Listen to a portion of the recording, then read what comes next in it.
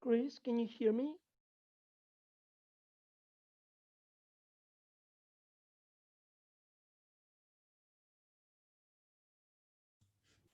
Kris, Hello, hello, hello. Hi, hi. Vasil. How are you today? I'm fine, thanks. And how are you? I'm Great, great, great. great. Can you hear me right now? Yeah, I hear you. All right, I'm alive. Yeah. I'm I'm glad to see you. I was usually at this moment scarring and hurrying from work to to run home and to manage to be with you right now in life lessons. On January, I am waiting for joining your community maybe because I can do this right now because the situation is a bit difficult at the plant where I'm Yeah, no working. problem. I'm working at the German plant, and there might be coronavirus, but I don't think so. Wow. Okay. Well, let's hope not. Well, Well, for everybody who's watching right now on YouTube, if you want to join us live and speak with us live right now, you can do that if you go to krisamerikos.com/live. Chris I'm glad to see you. I'm at last to log on your site. On Facebook, my video wasn't shown at once, and I swiped through the comments and comments. Oops, ups and down. I can see what happens right here. Uh-huh. Yes, so I'm glad to So be. great, great, great. Well, maybe you have some questions that I can Mhm. help answer. Yes, and before I'm sorry to call you. Maybe two Mondays ago it Okay, was okay, occasional. yeah. So Yes, so today, let's see, what topic are we going to talk about today? yes, and I would like to ask you about some words. The matter is that I saw your video about. I am interested in two words in words valet and off and often or often. I don't know why are they mispronounced if some dictionaries give us two variants with like often or often. Uh-huh. Yeah, Yes, so and I can figure out. this is a good And question. valid also is given there in Longman, yes, in Cambridge and Cambridge, no, Cambridge give us valley, American and British variants. So Uh-huh. yeah. Yeah. So I think today some of them are more used than others, right? And that maybe in the past some people pronounce it like this. Also, sometimes it's not so much about the person who uh, the person who's saying it just might use their English differently than someone else, right? So it might just be a local variation, or that person might just not understand Yeah. that this word is supposed to be pronounced like this, and then people start saying it like that. For another good example of this is um, the word salmon. Salmon, yes. Salmon. L is A lot of silent. people, a Yes. lot of English speakers mispronounce this word and they say salmon, but it should be salmon. And Salmon, yes. I know also from the university as I'm an English and as I'm an English teacher too. I have studied English for 7 years at school and 5 years at the Eastern European Lesogrinka Volyn University. oh, I'm from cool. Lud. Yeah, yeah. What's happened? Oh, Uh, camera. don't mind me. I'm just trying to tell everyone how they can join us right now. Yes. Great, great, great. Uh, So okay. So you also studied at this academy, and yeah.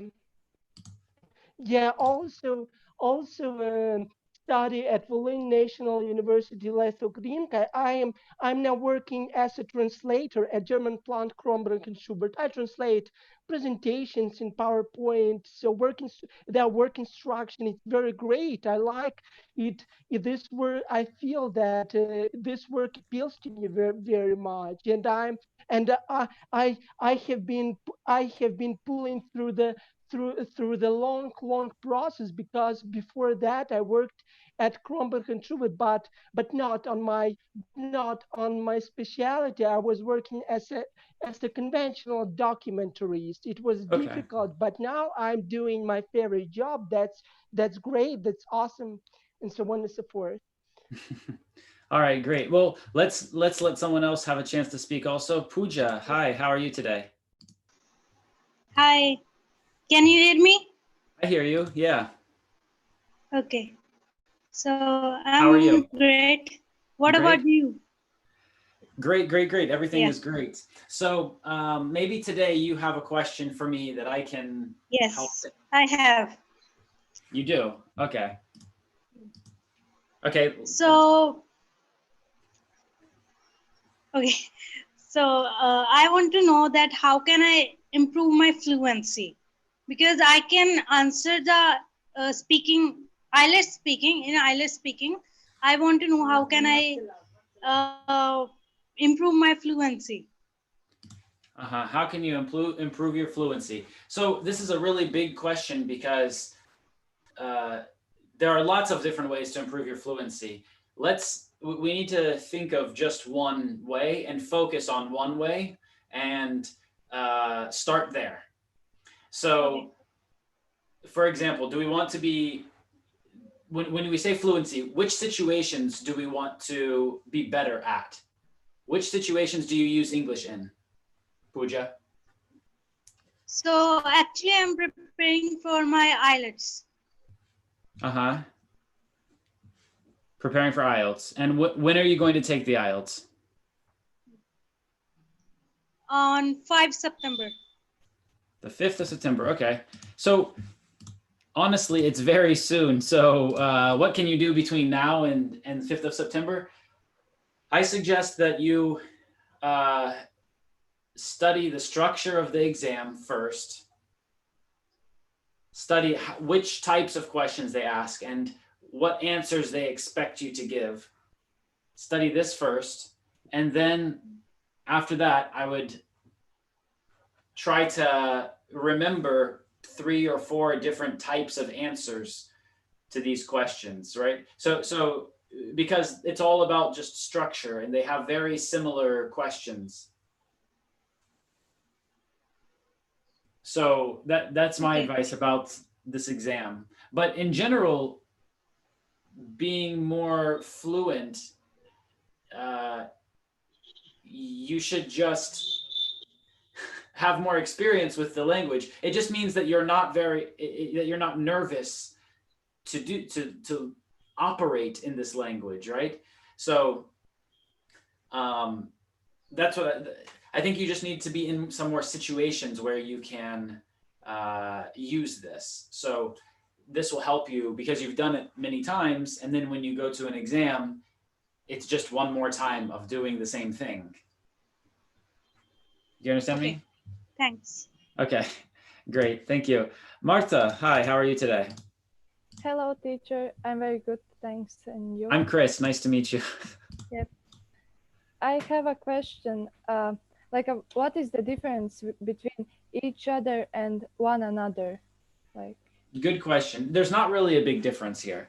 Um, sure, some people like to say that in some situations, each other can be many different people, but one another is when there's only 2 people, or right. Some people say this, or really, there's not a difference. There's no difference. Most English speakers don't know about any difference between these words.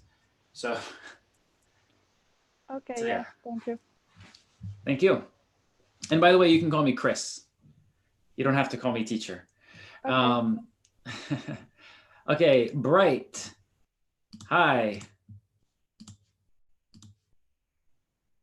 Hi, Bright. We can't hear you. Unfortunately, we cannot hear you right now. Okay, let's go to Daniel. Hi, Daniel. Hi, teacher. I'm Daniel from I'm Brazil. Kris. Hi, Kris. Nice to meet you. Nice to meet you too. Kris, So where are you from? I'm from Brazil, São Paulo. Sao Paulo. Okay, cool. Yes. Do you have a question for today? What means the expression "that's that"? That's that. Good question. Okay, so this phrase means something like, this is the end. This is the end of the discussion. This is the end of the talk. Nothing will change. So it's about the end, or it's about something not changing. Like we could say, I gave my boss the report, and that was that. That was that. And it was finished. And the question. And the discussion and the question and the end. Thank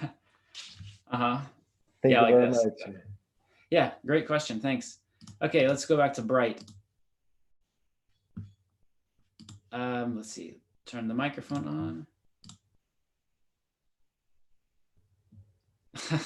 Unfortunately, your sound isn't working. Yeah, you'll probably need to go to the settings and change that. Okay, let's see. Who else is with us? We have Ruby Red. Hi, Ruby Red.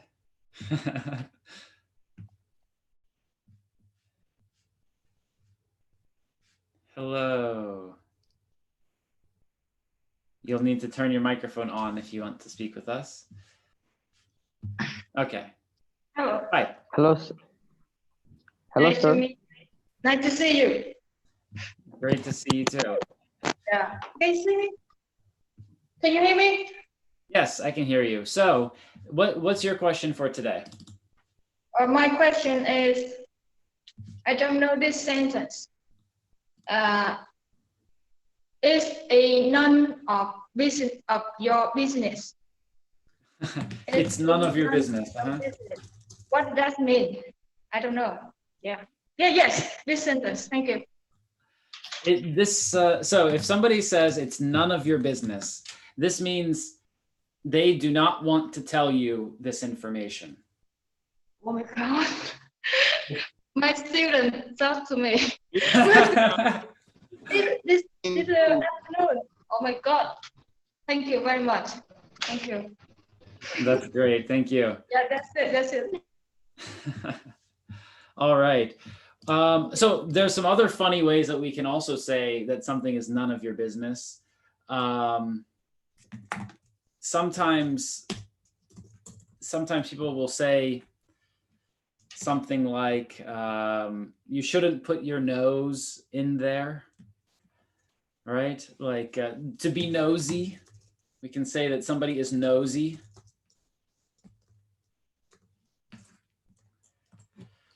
If somebody is nosy, then this means that they always put their nose in other people's business.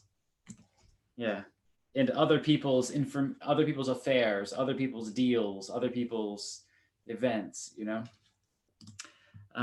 Okay, great. I see Lean says, what's the lesson today? So these live lessons like this on YouTube and Facebook, they're just question and answer. So you can just ask your questions and I will try to answer them for you. So, okay, in the chat, I see Jean has written, hi, Kris, please, what's the difference between likely and probably? Good.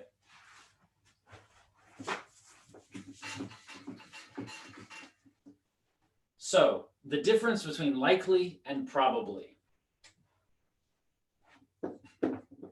First, we're going to start with possible. Then we have likely, and we have probable. These three words, possible, likely, and probable. And they all have a similar meaning. So possible, likely, and probable, these are adjectives, right? So we can say, this is possible, this is likely, or this is probable. If this is possible, then it has, we want to think about what percentage this can happen. So let's say 1%. If 1% chance that this can happen, then it is possible. But if we say something is likely or something is probable, then this means that there's a 51% chance or more, right? 1% chance or greater, and 51% chance or greater. This is probable or likely to happen. So when we say probably, this means that we think there's 51% chance or more that something will happen. Probably is an adverb. Probable is an adjective, right? So this is probable, or it will probably happen. It will probably happen. It is probable.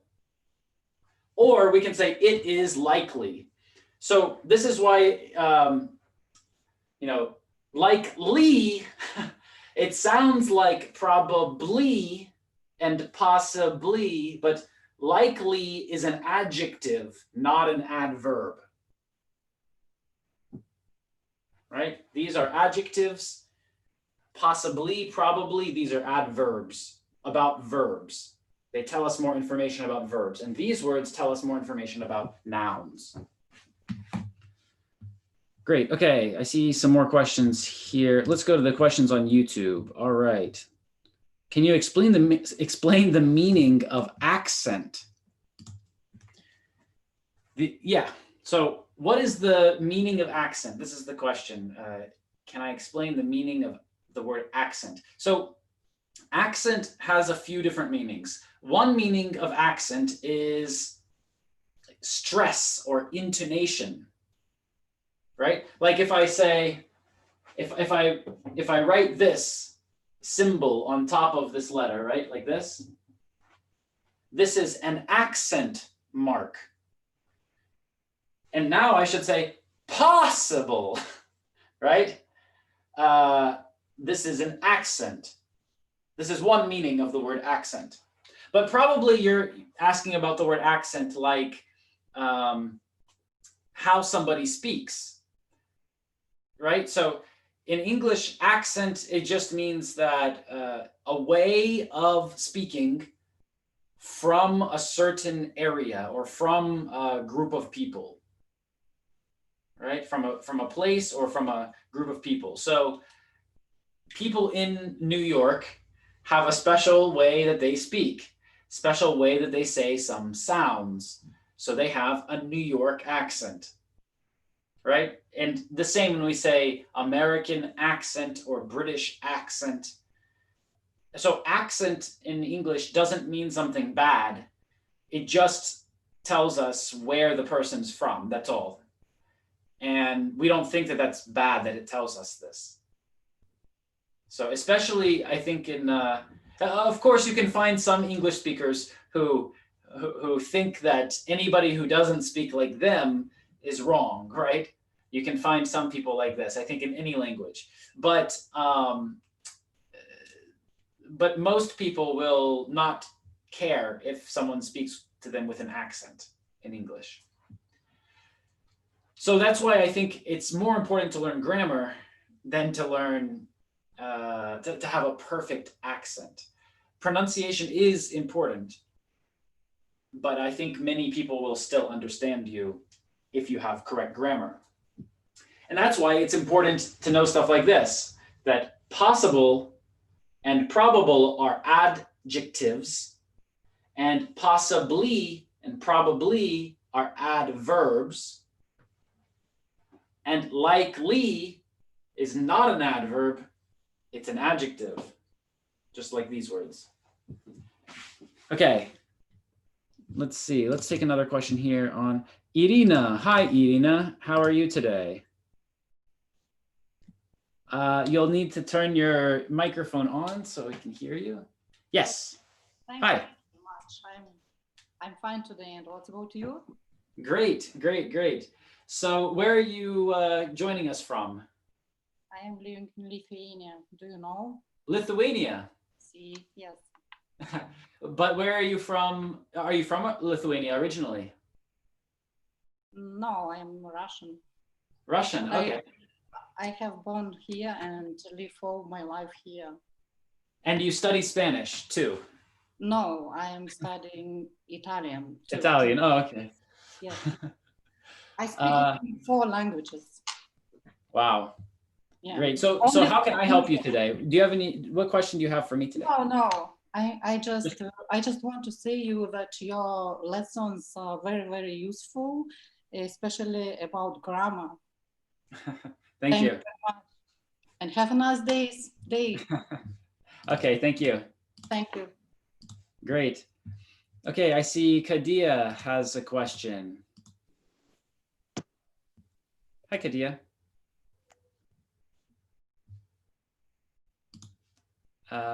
Let's see, Kadia, can you hear me? Okay, well, you'll have to turn your microphone on to ask your question. Lean, hi, do you have a question? Oh, hi. Hi, what's your question today? I'm just new and I want to know more about new words. Okay, great, thanks for your question. So, when you're learning new words, you should try to connect them to a situation. So, for example, when we study a language or a subject, then we learn some words about studying. It's easy to remember studying words because we do this situation again. We study again, and we learned these words before. We practice them all the time, and these are easy words to learn because we always go back to the situation again and again and again. So when you're watching a YouTube teacher, they always have a marker and they always have a board. So probably you know those words. But if you just live in a country, then you might not need to know the word board because maybe you don't see it or a marker. But when you are in a studying situation, you find these words, right? So it's important for us to do what we want to do in our life, to be in the situations where we can practice the things that are important, right? Because there will always be a new situation with new words. We will never learn all of the words. We will not, let's just understand that from the beginning. We will never learn all of the words. So we just need to learn the ones that can make our life better, right? That can help us in important situations. So we should learn new words connected to specific situations. Next, let's go back to YouTube and question over here. What's the meaning of rather? Okay, I like this question.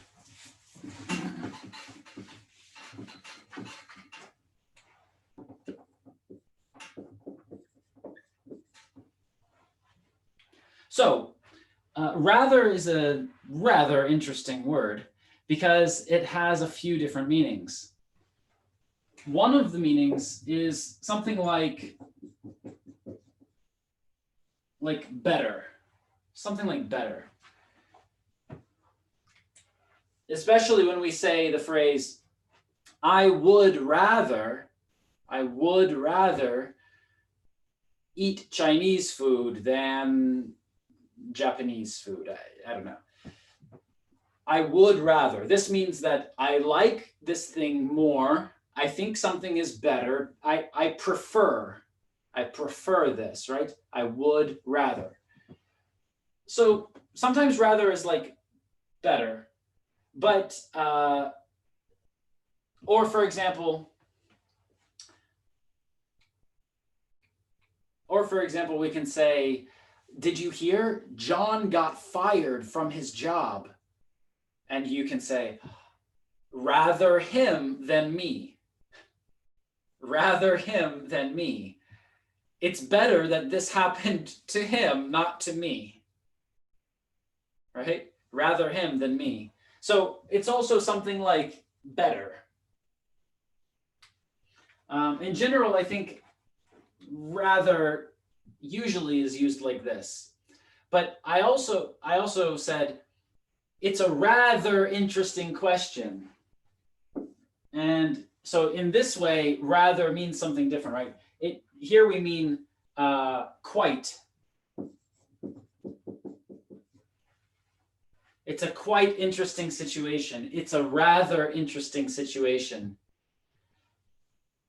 In American English, we would also say it's a pretty interesting situation.